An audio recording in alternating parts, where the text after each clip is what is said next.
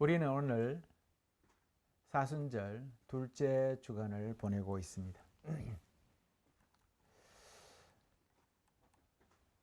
요즘 새벽 배송이 일상인 것 같습니다. 아내가 아침 일찍 일어나서 출근을 합니다. 새벽이면 어제 저녁에 주문을 해놓은 식료품들이 박스에 담겨서 대문 앞에 배달되어 있습니다.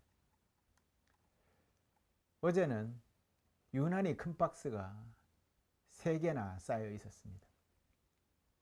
대량으로 무엇을 주문했나 싶었는데 알고 보니 고작 배달된 거라곤 콩나물 한 봉지, 두부 하나, 삼겹살이 전부였습니다. 이 3가지가 커다란 박스에 각각 하나씩 담겨서 배달이 된 것입니다. 모두 합쳐도 한 박스도 되지 않는 것들이 겉보기에는 엄청 많은 것처럼 배달된 것을 보고 저의 예측이 틀렸구나 라는 생각을 하게 되었습니다. 그리고 이런 경험도 있습니다. 어릴 적 성탄절이 가까워지면 교회 학생부에서 선물 교환식을 매년 했던 기억이 납니다. 선물을 하는 사람은 선물할 대상을 알고 있지만 정작 받은 사람은 그것을 알지 못합니다. 받을 사람은 알지 못합니다. 모두들 자기가 선물할 대상이 누구인지 알고 있지만 반대로 자기에게 선물을 할 사람은 모른 채 성탄절 이브가 될 때까지 기다립니다. 드디어 성탄 전야에 모든 학생부 회원들이 모여서 선물을 주고받는 시간을 가지게 됩니다. 각자가 들고 온 선물은 다양합니다. 그 중에 유독 커다란 선물 상자를 들고 온 친구가 하나 있었습니다. 모두의 시선이 그에게 쏠렸습니다. 선물이 무엇일까? 커다란 박스에 담겨 있어서 대단한 선물처럼 보였습니다. 나도 저것 받았으면 좋겠다. 그럴수록 그 친구는 으스대며 궁금증을 더 자아내게 합니다. 커다란 상자에 무엇이 들어있었을까요? 상자는 크기도 했지만 무겁기도 했습니다. 그곳에는 무엇이 들어있었을까? 궁금하지 않습니까? 늙은 호박이 들어있었습니다. 시골에서는 늙은 호박을 구하는 것이 그리 어려운 일이 아니었습니다. 우리 모두는 상자 겉모습에 속아서 예상치 못한 엉뚱한 선물에 웃음을 터뜨렸습니다. 하지만 반대로 복음서 예수님은 하나님이시지만 그분의 겉모습은 우리와 별반 다를 것 없었다라는 것이죠. 포장지가 별반 다르지 않았다라는 겁니다. 복음서 예수님은 성부 하나님이 선물로 우리에게 주신 분이십니다. 하지만 사람들은 예수님을 감싸고 있는 겉모습, 즉 포장지만 보고 별것 아니라고 선물을 귀하게 여기지 않았습니다. 또한 귀하다고 하니 이것저것 뒤져보고 따져보고 시험해보기도 했습니다. 이런 이야기들이 공생의 기간 내내 복음서를 가득 채우고 있죠. 대표적인 사람들이 바리새인들이 그랬죠. 여러분, 예수님은 그리스도, 즉 메시아이십니다. 이 말은 그분이 메시아라는 말은 신성하고 하나님의 모습을 지녔다라는 말입니다. 마치 커다란 선물 꾸러미 같이 잘 정돈되고 값져 보이게 포장되어서 배달될 것 같이 생각했다, 이런 말입니다. 하지만 우리의 이런 생각은 완전히 깨지고 말았습니다. 예수님은 별반 우리와 다를 것 없는 평범한 인간이었기 때문이죠. 자신들과 다를 것 없는 이 젊은 청년의 말을 듣고 있자니 이런 생각이 드는 겁니다. 과연 저 사람이 메시아는 맞을까? 사람이 과연 메시아가 될 수 있어? 이런 의심이 들기 시작했다는 겁니다. 성도 여러분, 여러분은 이런 궁금증이, 이런 의심이 들 때가 없었습니까? 지금도 우리가 살아가는 이 세상에 도킨슨이라는 사람이 있습니다. 영국에. 그 도킨슨이라는 사람이 무신론을 주장하는 아주 대표적인 사람인데요. 그 사람이 자기 돈을 들여가지고 영국 시내버스 버스 광고를 했습니다. 거기 뭐라고 썼는지 아십니까? 아마도 하나님은 없을 겁니다. 이렇게 써놓은 거예요. 뭐 이러면서 이제 영국 시내버스에 광고를 써붙였어요. 사람의 모습이 하나님이라는 사실이 도무지 믿어지지 않았던 것이죠. 여러분, 예수님은 이런 우리를 너무도 잘 아셨던 것 같아요. 제자들도 이런 의심이 깊어지다가 보면 문제가 되겠구나 라고 아마 예수님도 생각하지 않았을까 생각해 보는 것이죠. 그래서 오늘 복음서에서처럼 변화산으로 우리 모두를 이끄신 것은 아닐까. 그래서 예수님은 제자 몇을 데리고 변화산에 오릅니다. 산 위에서 예수님은 그럼 자 야들아 내가 바로 하나님이다. 잘 보아라. 뭐 이렇게 제자들에게 똑띠 보아라. 이런 식으로 이렇게 얘기를 해야 맞는 것 아니겠습니까? 그래야 스토리의 전개가 맞는 것이겠죠. 예수님은 하지만 전혀 그런 것에서는 그런 관심사에는 관심이 없는 것입니다. 오히려 산에 오르신 예수님이 가지신 관심은 오직 아버지의 뜻을 이루려는 데에만 집중하고 계셨다라는 것을 우리는 이 본문을 통해서 알 수가 있습니다. 사람들이 어떻게 생각하든 별 관심을 두지 않는 것이죠. 오직 하나님의 아버지의 일을 이루는 일에만 관심이 있는 것입니다. 우리가 사순절 여정을 이렇게 지나면서 점점 깊어가면 깊어갈수록 산 위에서 변화하신 사건과 또 다른 산 위에서 십자가에 달리신 사건을 기억하는 이 일은 매우 중요한 일입니다.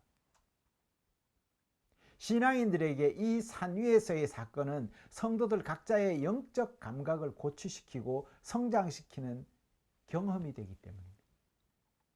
그래서 사순절 기간 동안 우리는 주님이 고난과 십자가를 묵상하면서 자기 삶의 자리를 돌아보는 것입니다. 그러니 성도 여러분, 이 사순 기간 여러분이 이 변화의 사건과 십자가 사건을 기억하려고 의도적으로라도 노력하십시오. 그렇게 반복해서 기억하고 우리 경험 속에 그 주님과의 경험을 쌓아야 하는 것입니다. 물론 주님의 십자가 고난을 바라본다는 것은 어렵고 힘든 일일 수 있습니다. 하지만 그 변화는 우리 모두에게 예수님이 구세주이시자 승리자이시다라는 사실을 전해주고 있기 때문입니다. 이것이 참된 주님의 모습이라는 것을 우리는 이 사건을 통해서 기억할 수 있게 되기 때문입니다. 오늘 예수님은 핵심 멤버 셋을 데리고 올라갑니다. 누구지요? 베드로, 야고보, 요한. 즉 이들은 리더였습니다. 당신을 포함한 넷만이 산에 오르신 이유는 이 12제자 중에 리더되는 이들에게 주님께서 분명히 뭔가를 보여주시고 하실 말씀이 있었던 것 같습니다. 그렇게 하기 위해서 데리고 올라가신 것이겠지요. 아무나 데리고 올라간 건 아니겠죠. 예수님은 산 위에 오르시고 그들 앞에서 변화되셨습니다. 변형이라는 그리스어 단어는 변신을 번역한 라틴어에서 유래된 단어를 우리 성경이 기록하고 있는 겁니다. 변신을 했다. 예수님의 외형이 변화하였다라는 말입니다. 그는 이 땅에 오시면서 사람의 모습으로 하나님이신 참된 본성을 가리시고 이 땅에 오셨습니다. 사람의 모습으로 오셨으니까. 지금 이 순간만은 변화되어서 당신 본래의 모습을 드러내고 계시는 것이죠. 그러니까 그분의 옷은 눈이 부시도록 빛났어요. 세상 그 누구도 그렇게 옷을 희게 세탁할 사람은 없었습니다. 크린토피아도 그렇게 하지 못해요. 예수님의 옷차림이 변했다는 것이 아닙니다. 주님은 산에 오르실 때 깨끗한 세탁된 여벌의 옷을 챙겨가지 않았습니다. 이 옷은 초자연적으로 희게 변했던 것입니다. 다른 복음서 작가들은 이것을 어떻게 표현하는가 하면 번쩍였다, 태양 같았다 이렇게 표현을 하고 있습니다. 이 일은 곧 예수님이 하나님 그 자신임을 나타내는 사건입니다. 그분은 우리와 같지 않습니다. 당신은 사람의 모습을 한 하나님이시기 때문입니다. 이 사실이 중요한 이유가 있습니다. 이것은 예수님은 이 세상을 구원하기 위해서 이 땅에 오신 구세주 하나님이시기 때문인 것입니다. 그래서 중요한 겁니다. 하나님이 아닌 어느 누구도 죄 없는 완벽한 삶을 살 수는 없습니다. 하나님이 아니면 다른 어느 누구도 죽음을 통해서 세상을 구원할 수 없습니다.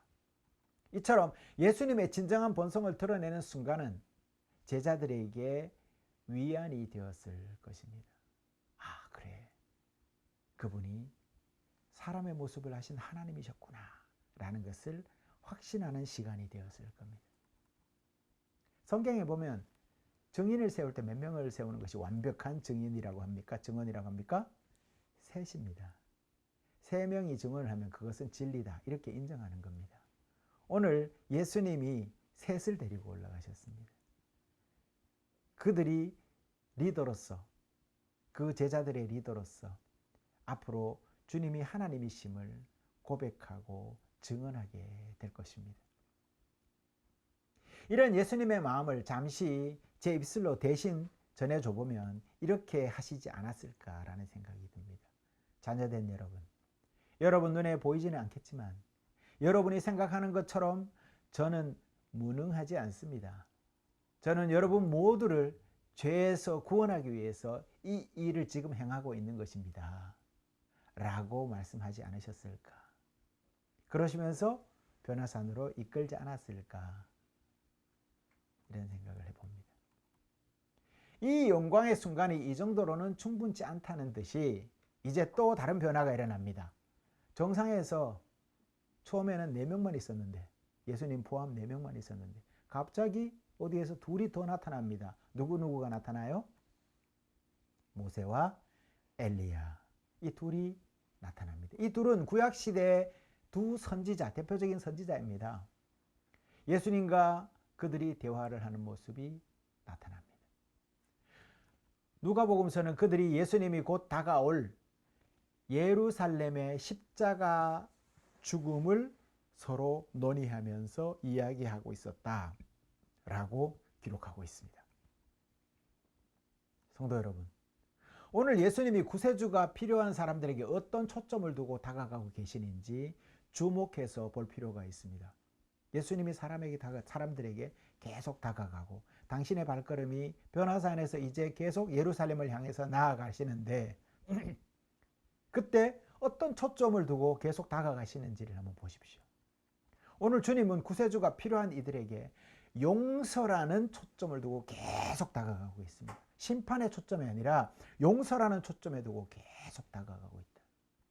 우리의 죄를 용서하고 사하기 위해서, 당신을 버리시기 위해서 계속 그 초점으로 다가가고 계신다라는 사실입니다. 또한 예루살렘에서의 십자가와 빈 무덤을 향해서 당신의 발걸음을 계속 나아가고 있다라는 것입니다. 모든 것이 완전하게 패배되는 모습으로 나아가고 있습니다. 완전히 실패한 모습으로 나아가고 있습니다. 그러니 베드로도 말렸겠지요. 주님, 그러지 마십시오. 그러다가 된통 혼나지 않습니까? 그런데 그 결말은 어떻게 끝납니까? 다 이루었다라는 말로 승리 외침으로 끝납니다. 그리고 그 이후에 그가 살아나셨다라는 말로 결말을 짓습니다. 영광스러운 선포로 이어지고 있는 것입니다.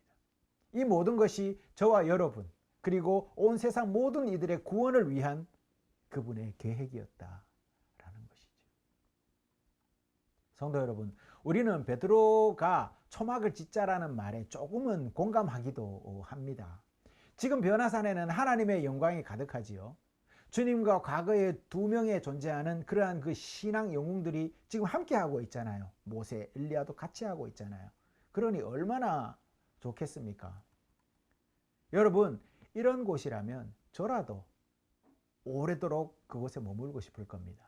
그리고 하나님이신 예수님과 모세에다가 엘리야까지 있으니 이런 상황이 누군들 또한 두렵지 않겠습니까?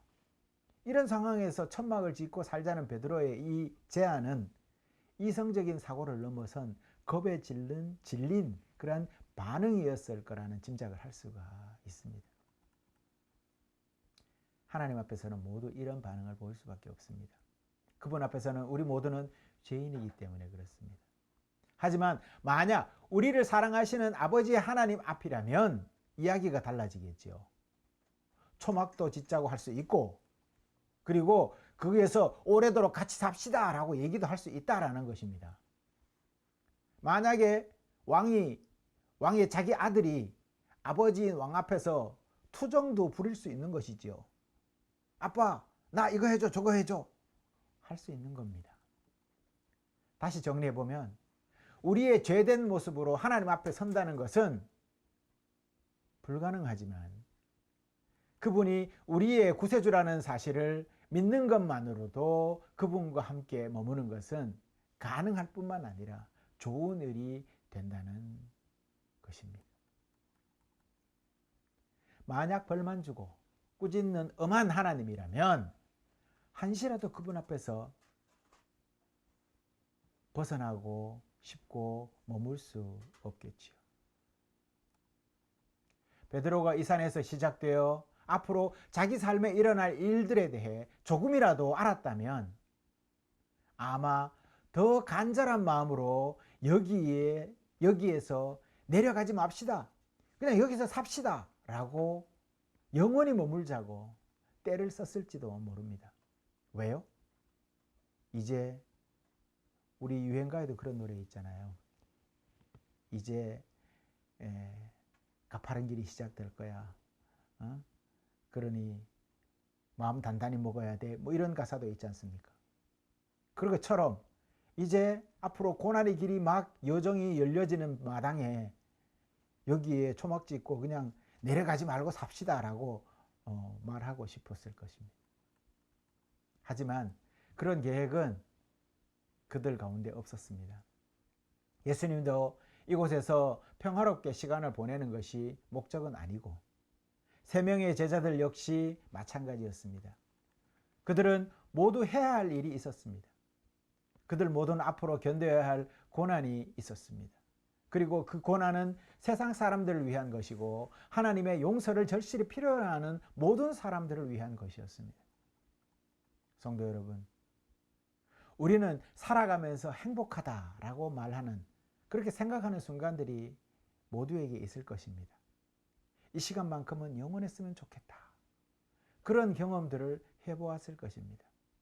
하지만 당장 끝났으면 하는 시련 또한 여러분 가운데 있었을 것입니다. 시련이 오면 어떻게 해야 되겠습니까? 견뎌야 합니다. 변화산에서 참된 당신 모습을 보여주신 주님도 그 모든 순간 우리와 함께 하셔서 선한 것은 축복하시고 십자가의 고난은 당신 짐으로 온 인류를 위해서 구원을 위해서 짊어지시기로 작정하셨습니다.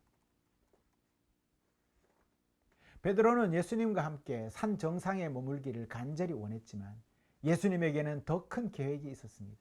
그것은 바로 장기간의 초막 생활이 아니라 하나님과 영원히 함께하는 그것이었습니다.